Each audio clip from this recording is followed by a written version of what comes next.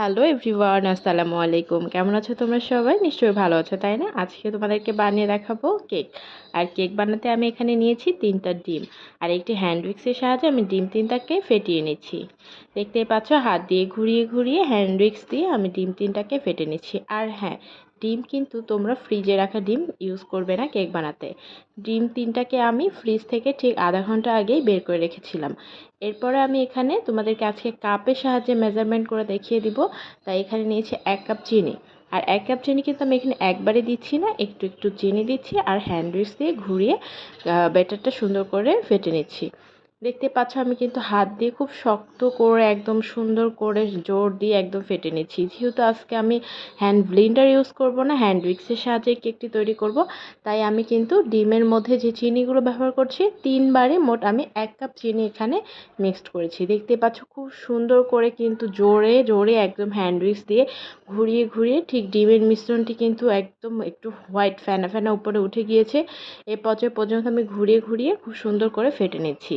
যেহেতু hand Blender ছিল না, তাই আমি হ্যান্ড উইক্স দিয়ে করতেছি। একটু কষ্ট হবে, একটু সময় লাগবে, বাট কেক কিন্তু একদমই পারফেক্টই দোকানের কেকের মতোই হবে। দেখতে পাচ্ছ আমি ঘোরাতে ঘোরাতে প্রায় মনে হয় 10 থেকে 20 মিনিট আমি এভাবে হ্যান্ড উইক্স দিয়ে ঘুরিয়েছি। আর তখন এখানে সাদা সাদা ফেনা আর মিশ্রণটা ঠিক এরকম ঘনত্ব হয়ে যাবে, তখন বুঝতে হবে যে পারফেক্ট হয়েছে কেক বানানোর জন্য। এরপর আমি চলে যাচ্ছি একটি পাত্রে শুকনো উপকরণগুলো অ্যাডজাস্ট করার জন্য। আর বলেইছিলাম আজকে আমি কাপের মেজারমেন্ট করে দেখাবো, তাই আমি এখানে ঠিক 1.5 কাপ পরিমাণ ময়দা এখানে দিয়ে নিচ্ছি। আর অবশ্যই ময়দাটা কিন্তু আগে চেলে রাখতে হবে। এরপর আমি এখানে 2 টেবিল চামচ বেকিং পাউডার ইউজ করব। দেখতে পাচ্ছ আমি কিন্তু 2 টেবিল চামচ পাউডার এখানে অ্যাড করে দিলাম। আর হাফ টি স্পুন আমি এখানে দিয়ে দিচ্ছি বেকিং সোডা। এটা তোমরা চাইলে স্কিপ করতে পারো, যার যার ইচ্ছার উপর ডিপেন্ড করে। অনেকে বেকিং সোডা খেতে চায় না, সেক্ষেত্রে তোমরা না দিলেও প্রবলেম নেই। তবে হ্যাঁ, বেকিং পাউডারটা কিন্তু নিশ্চয়ই দিতে হবে। এরপর আমি শুকনো উপকরণগুলো মিক্সড করে নিচ্ছি। স্পুনের সাহায্যে কিন্তু আমি খুব সুন্দর করে শুকনো উপকরণগুলোকে মিক্সড করে নিচ্ছি। এরপর চলে আসলাম সেই ডিমের যে মিশ্রণটা আমি তৈরি করে রেখেছিলাম, এখানে সেই শুকনো উপকরণগুলো আমি দিয়ে নিচ্ছি। দেখতেই পাচ্ছ আমি কিন্তু যতটুকু পরিমাণ একখানে করেছিলাম পুরোটাই দিয়ে দিলাম। দেন এখন আমি একটি চামচের সাহায্যে সবগুলোকে একত্রিত করে নেব। ডিম আর ময়দার যে মিশ্রণটি যেন সুন্দরভাবে সেট হয়ে যায়, সেজন্য আমি আলতো হাতে সবগুলোকে একত্রিত করে নিচ্ছি। আর এই পর্যায়ে কোনো জোড়াজুড়ি করা যাবে না, খুব আলতো হাতে সুন্দর করে একখানে করে নিতে হবে। আর আজকে কিন্তু আমি এখানে ইউজ করেছি বেকিং পাউডার, এই যে দেখতে পাচ্ছ, আর এই ভ্যানিলা এসেন্সটা। যাদের বাসায় ভ্যানিলা এসেন্স ইনস্ট্যান্ট থাকবে না, তারা কিন্তু 1 টেবিল চামচ লেবুর রসও ইউজ করতে পারো। আর এখানে আমি আজকে দিয়ে দিচ্ছি 1 কাপ পরিমাণ সয়াবিন তেল। আর সয়াবিন তেলটা কিন্তু আমি একবারে দিচ্ছি না, আমি 2বারে 1 কাপ পরিমাণ সয়াবিন তেল এখানে অ্যাড করে নিচ্ছি। আর একটি হ্যান্ড উইক্সের সাহায্যে ঘুরিয়ে ঘুরিয়ে ব্যাটারটা তৈরি করে ফেলছি। দেখতেই পাচ্ছ পুরো ভিডিওটাতে কিন্তু আমি সব উপকরণগুলো কাপে মেজারমেন্ট করে দেখেছি। এতে করে কিন্তু কেক বানানো খুবই সহজ হয়ে যাবে। দেখতে পাচ্ছ হাত দিয়ে হ্যান্ড উইক্সের সাহায্যে ঘুরিয়ে ঘুরিয়ে ব্যাটারটা আমি ঘনত্ব ঠিক এই পর্যায়ে হয়ে আসার পর বুঝে যাব যে একদম পারফেক্ট হয়েছে। আর সেক্ষেত্রে আমি 1 টেবিল চামচ ভ্যানিলা এসেন্স এখানে অ্যাড করে দিলাম। আর ভ্যানিলা এসেন্সটি সবার শেষে এভাবে অ্যাড করবে, তাতে করে কেকের স্মেলটা খুব সুন্দর থাকবে আর খেতেও ভালো লাগবে। আর এই পর্যায়ে কিন্তু অনেক জোরে জোরে ঘোরাতে হবে না, জাস্ট আস্তে আলতো হাতে সবগুলোকে একত্রিত করে ফেলতে হবে। ফাইনালি কিন্তু আমার ব্যাটারটা রেডি। আর এখন আমি একটি কেকের মল নিয়ে সেখানে আমি কেকের ব্যাটারগুলোকে ঢেকে দিব। দেখতে পাচ্ছ আমি এখানে একটি কেকের মল নিয়েছি আর সেখানে হালকা একটু সয়াবিন তেল দিয়ে দিচ্ছি, হাফ টেবিল চামচ পরিমাণের হবে হয়তো। এরপর হাতে ঘুরিয়ে ঘুরিয়ে একটি আমি নর্মাল পেপার যেটা বাসায় থাকে আমাদের সকলের, সেটা কেটে এর নিচে দিয়ে দিচ্ছি। আর আমার মতে হচ্ছে যে খুবই, আমি আজকের ভিডিওটা পুরো দেখাচ্ছি খুবই ঘরোয়া উপকরণ দিয়ে, যেগুলো আমাদের সবসময় ঘরে হাতের নাগালে থাকে।